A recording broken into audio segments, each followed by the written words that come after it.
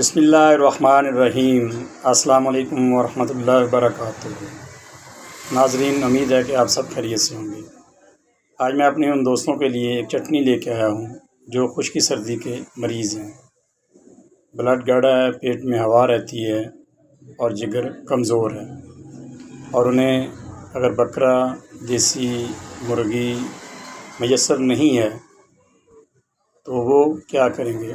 بالکل آسان طریقہ ہے۔ آپ چٹنی بنا لیں، ادرک لے لیں، لہسن لے لیں، سرخ مرچ لے لیں اور پیاز لے لیں اور ٹماٹر لے لیں۔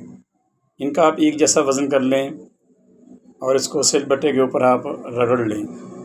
اگر کنڈی ڈنڈا ہے تو اس میں کوٹ لیں، یا اگر آپ کے پاس گرائنڈر ہے تو گرائنڈر میں اس کو گرائنڈ کر لیں۔